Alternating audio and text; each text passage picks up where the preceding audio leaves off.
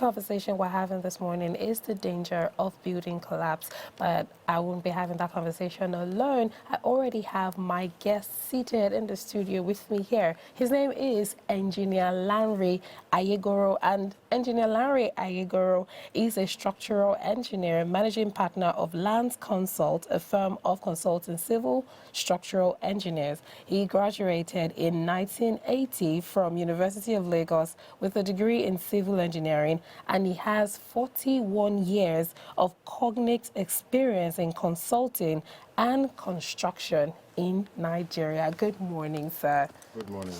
Thank you so much Nice to have you. Thank you for coming on our show this morning.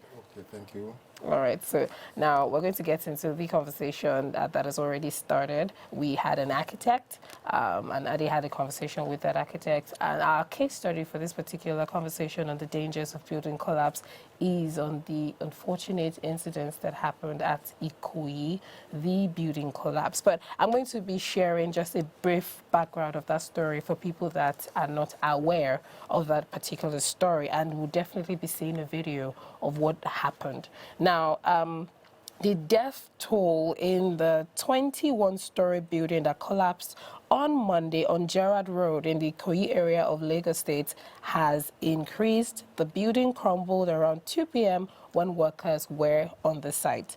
Newsmen had reported that many people were trapped in the rubble, including the managing director of Fourscore Heights Limited, Mr. Femi Oshibono, who owned the building. It was gathered that his dead body was later found on Thursday, 3 days after the building collapsed. The Lagos State government said it had put its chief architect on indefinite suspension and launched an independent investigation of the causes of the collapse of what was to have become a high-end apartments block.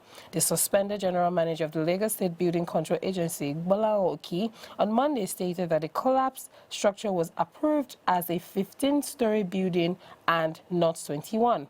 Lagos State government had sealed off the building site in June for failing to meet structural requirements and demanded the anomaly be corrected before construction could proceed. State Deputy Governor Obafemi Hamzat said in a statement, high-end apartments have been springing up in Ikoyi, and the collapsed building was part of 3 towers being built by private developer Fourscore Homes, and where the cheapest unit, it was selling for about $1 million. The project developer and owner of Fourscore Homes, Olufemi Oshibono, told a local news channel in August that he had developed buildings in the London districts of Peckham and Hackney, and the Ikoyi apartments were the start of bigger projects he planned in Nigeria. The number of survivors of the collapsed 21-story building in Ikoyi has risen to 15, while the deaths recorded so far is 42. The Lagos State Governor, Babajide Sanwo-Olu, said on Saturday. While giving an update on the search and rescue operation at the scene, he added that 4 more bodies have been recovered, making the total death toll 42. Just to put more light into this conversation, we're going to take a look at a quick video of the building collapse, and we will get into the conversation. Don't go away.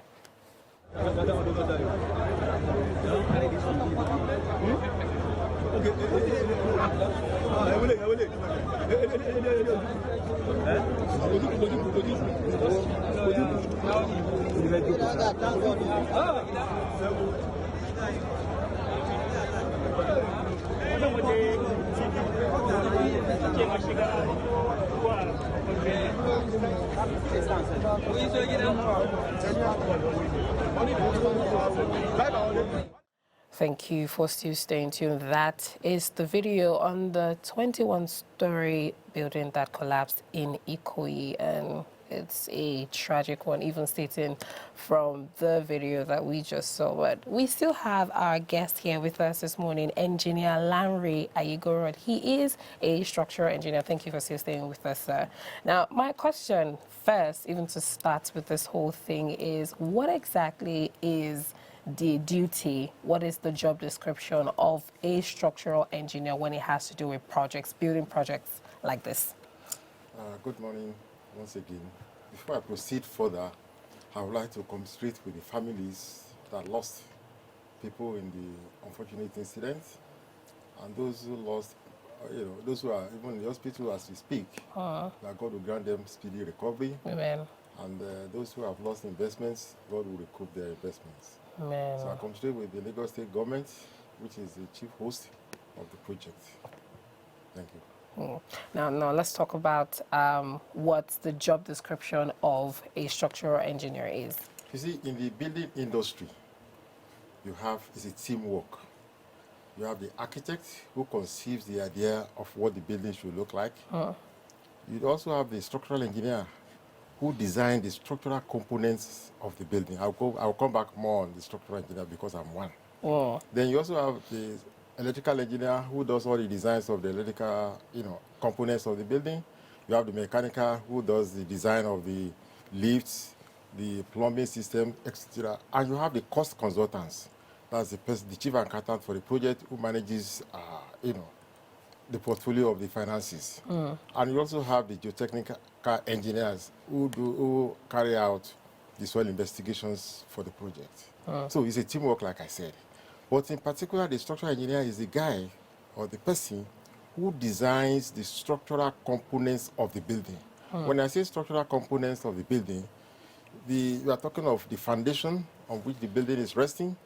We are talking on the columns, which people call pillars. We are talking of the slabs and beams, which people call deckings, and every other thing that has to do with the structural components of the building. He designs. When I say design, he specifies the sizes of these members.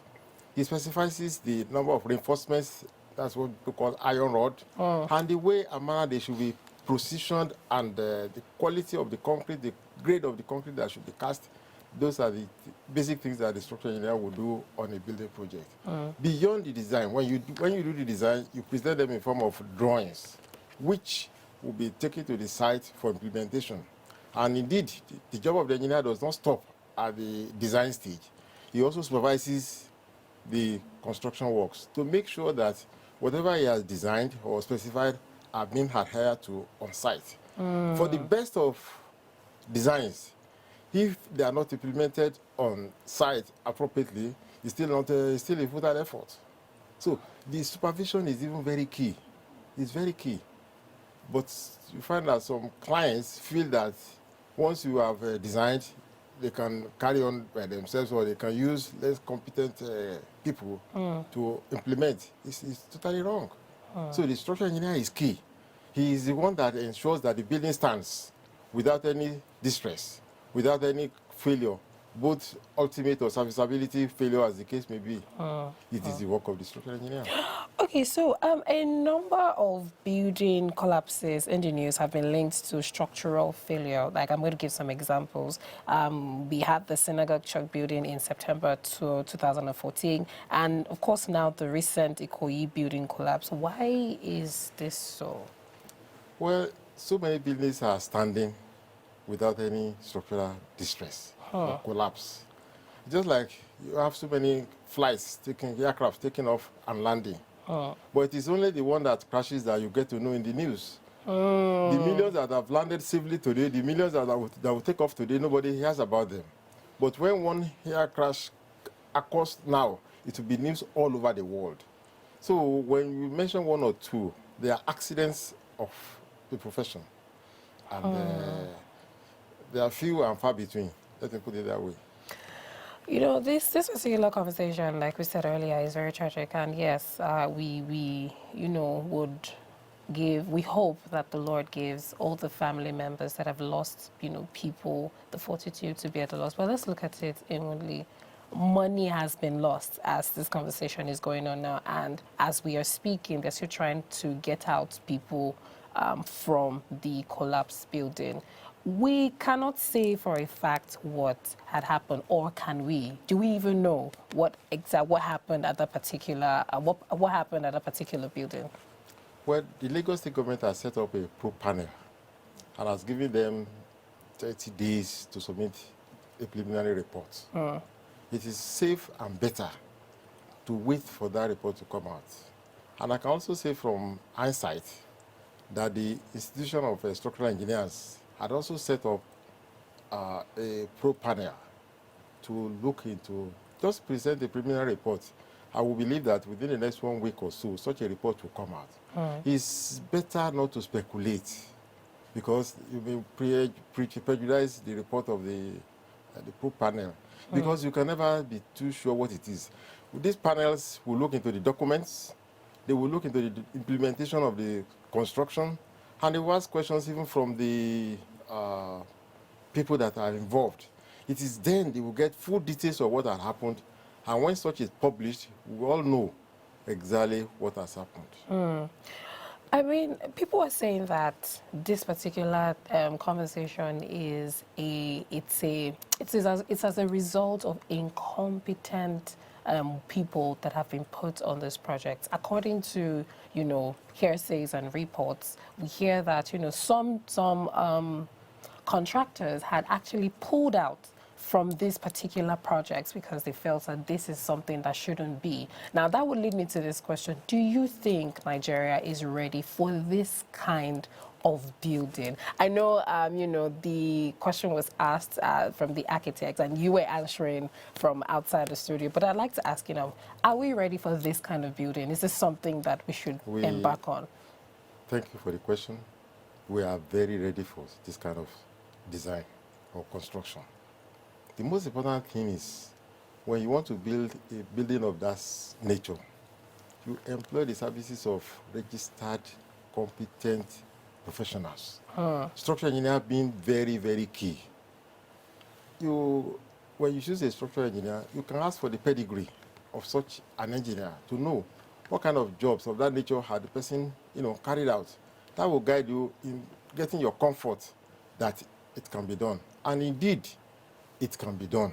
And Nigerian engineers are capable of doing that and even much more. The most important thing is to engage the services of competent structural engineers. And it's not what you can pick from the shelf.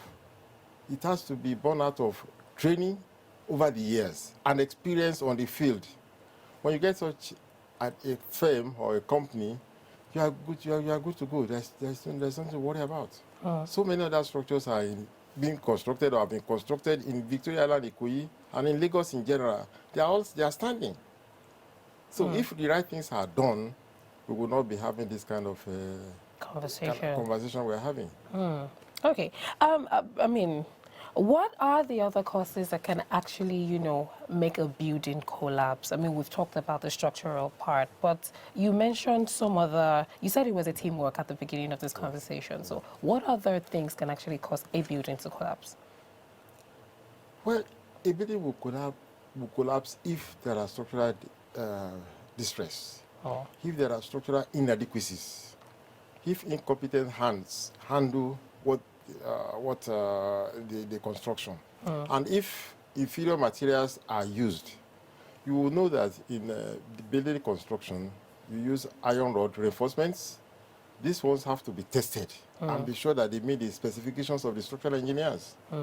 When before you even cast your concrete, you do what we call trial mix.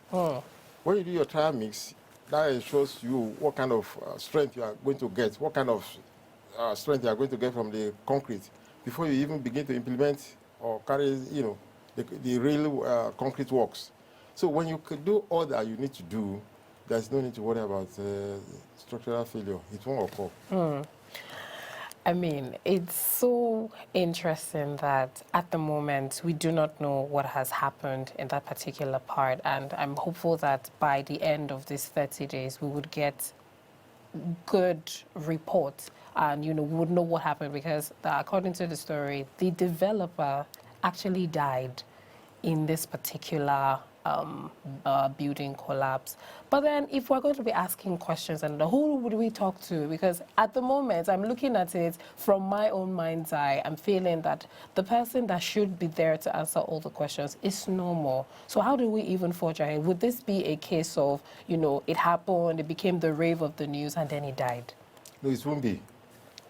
Unfortunately, like you said, the developer is diseased. But notwithstanding, of course, the architect that designed the building is still alive. The structural engineer that designed the drawings that were presented for planning approval is still alive.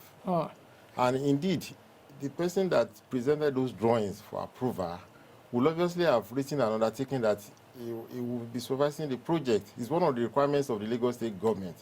That when you do a structural design, you write a letter to confirm that you'll be supervising the project. So if you are no longer supervising the project, it's incumbent on you to report back to the government that I undertook to supervise this project. For one reason or another, I'm no longer there. So the pro panels that I've mentioned will look into what were the documents that were submitted for approval. And then they will also ask the consultants that were involved, since the developer is not alive, what really happened. And documents will speak a lot. And the pro panel members will also visit the site. They will ask questions. Incidentally, 2 other structures of lesser height are still on site, standing. So they will have a look at those ones, even test them. That will give them an indication of what could have happened on the first one that collapsed. So despite the fact that the developer is dead, sorry to say, the information can still be retrieved from documents that were submitted, as well as the units that are still standing.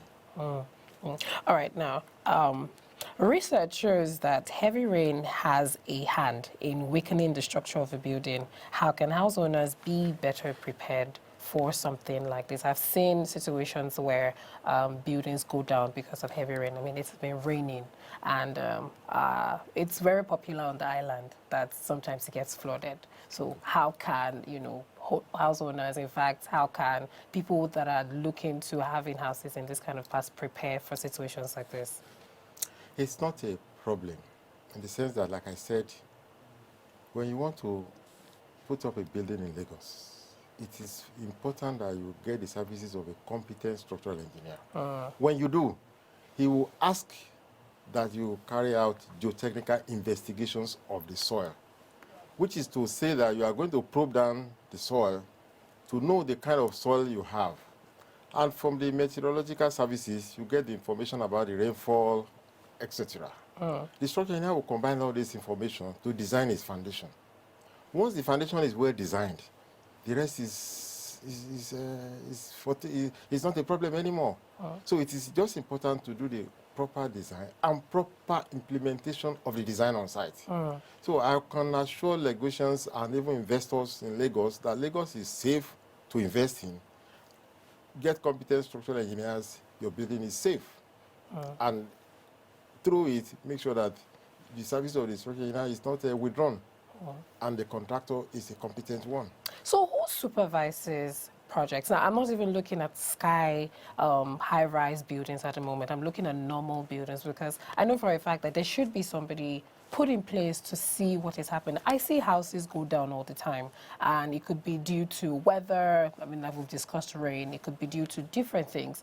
But who goes there to check that everyone that is doing that project is doing what they're supposed to do, that the builders, the team that are doing this particular work are competent people? Are there government officials that will always go there from time to time to make sure that this particular building is doing what it's supposed to be doing? Yes, there is the Lagos State organ, LAPSCA, that goes about to check that. There's an organization like that. And are we saying that these people actually do due diligence? Because at the end of the day, there are times whereby sometimes I see, oh, okay, now maybe that's why sometimes I see, X's on certain buildings for demolition all. It is when they have gone and they found some defects that they mark such structures for demolition or restoration, as the case may be. So houses, now this would take me into demolitions, because I mean I've seen X's on certain houses that they would ask them to leave or remove this house, or if they don't, they would demolish it. What actually goes into that process? Well, when the Lagos State government comes in and discovers that there are defects, if they will carry out what they call integrity test on the building, if the report shows that there could still be restoration measures, then they will, whatever the report indicates is what they will be implemented. But if the report says that this one is a total failure, it should be demolished, then the government would demolish it. But they would give these people time for them to actually, for those that have actually entered or But if a building has been supervised for it to be demolished and these X's are placed on this particular, I still see that people moving into those houses and live there. So what then happens? Because the house is set to be demolished. Well, the fact that you have X on it, like I told you, it could be so that there could be remedial measures. If such remedial measures are carried out under the services of a competent structural engineers, then the thing is as good as it's good. But if the extent of distress is so high or is not amendable, then the X means you have to demolish it. So Wow. if you have seen X and restoration works have been done, then the X will have to go.